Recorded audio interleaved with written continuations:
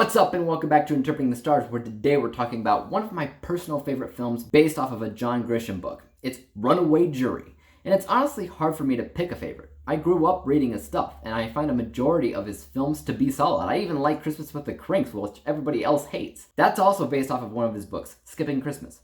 But Runaway Jury is definitely up there as far as films I prefer, and given a list of Grisham films, I'd likely pick this one before the others, because it's a lot of fun, and I consider a ton of this film to actually be dealt with perfectly. So let's talk about this film with a callous jury consultant, and let's get cracking. This review is brought to you by the word of the day, callous.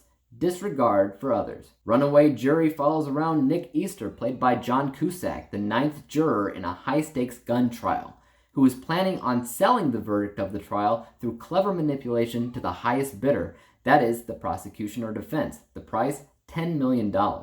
I love this movie. I really do. Honestly, I love most films that center on juries. One of the best films out there is 12 Angry Men, obviously, which I really love, but this is a close second for a variety of reasons. Now, when I went through my rating model, the end report basically said that not only did nothing stand out as inherently terrible, but 2 of the 6 rating categories were scored perfectly, meaning every single subcategory within those categories blew my mind in one way or another. The first of those was the writing category, which goes over the dialogue, balance, or pacing of the film, the depth of the story, its originality, and how interesting the concept was. And again, all of these subcategories got perfect scores here, and it's not just because John Grisham wrote the book that the film was based on. A big part of it is definitely due to that, but a big part of me actually prefers the film here because of how they approached certain aspects. The dialogue stood out to me in part because of Gene Hackman and Dustin Hoffman, who I think are just giants in the Actors Guild, and I wish Gene Hackman didn't retire because everything he's in is great. And both of these men have some seriously great lines that make you think. They make you think about what's ethical, what money can do to people, and to court cases. It's incredible. The pacing of the film is specifically great because there's a standing level of mystery in this film. If you haven't seen it or read the book, it's kind of hard to figure out what's going on until the very end, which is fantastic. And while that mystery stands, tensions rise, stakes are raised. This is the kind of pacing that I dig, story depth. This case is about gun control. It's about putting a gun company on the stand when somebody shoots up a building, saying that the gun company makes it too easy for people to buy their guns in certain markets. So this is pretty strong. Originality. I love legal dramas, legal thrillers, and I still think there's a ton of possibilities for these films and stories to feel different. And Runaway Jury, to me, stands out as one of the better legal thrillers because it feels so original. An interesting concept? Maybe it's because I took criminal justice in college. Maybe it's because I dug the concept. I don't know.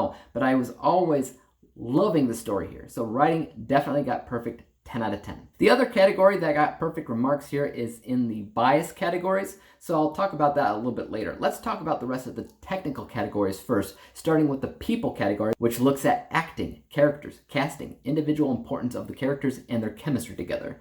This one nearly got a perfect score because I definitely love everybody in the film.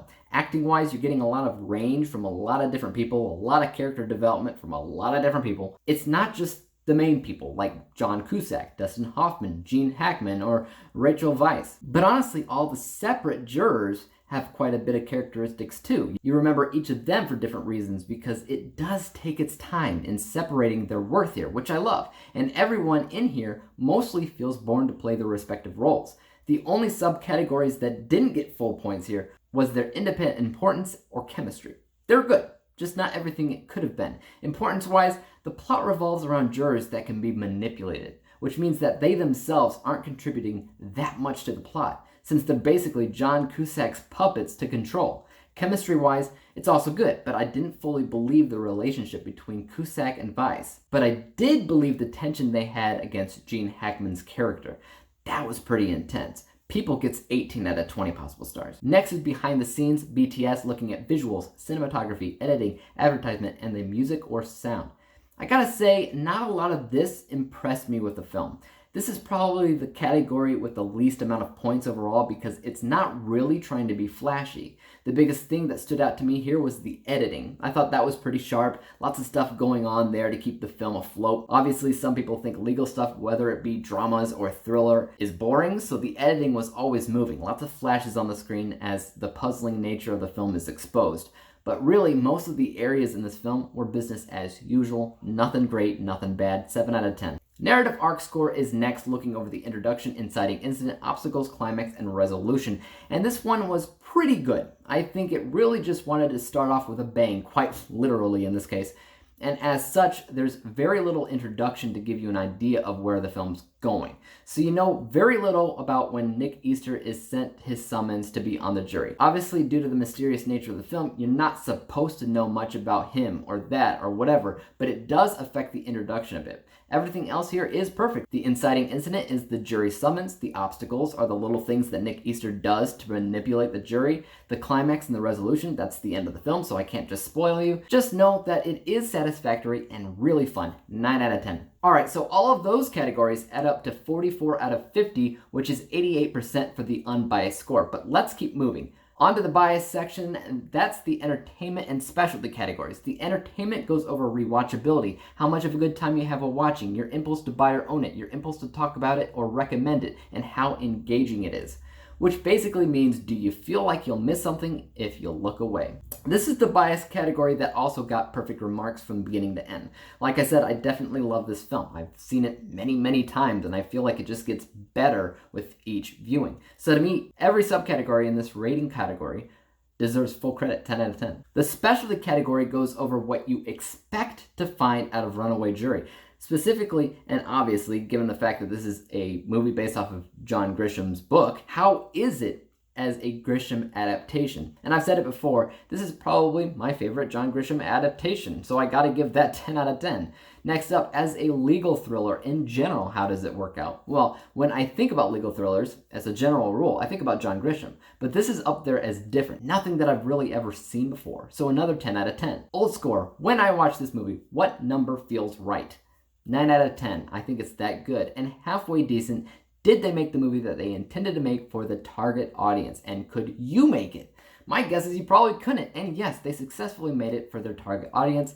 10 out of 10, adding up to 39 out of 40 possible points for the specialty category. And when we add those with the entertainment score, you're talking about a final score of 49 out of 50. So our bias score was 98%, and when we add the bias and the unbiased scores together, we come to a final score of 93%, which is exactly the same score that I gave the film when it first reviewed it. If you haven't seen this one, I definitely recommend you do. It's a lot of fun, and it's very thrilling. If you have seen it, go ahead and tell me your thoughts on it in the comments down below. And as for YouTube, you know what to do. Hit the subscribe button if you like this review, because there's more like it coming out.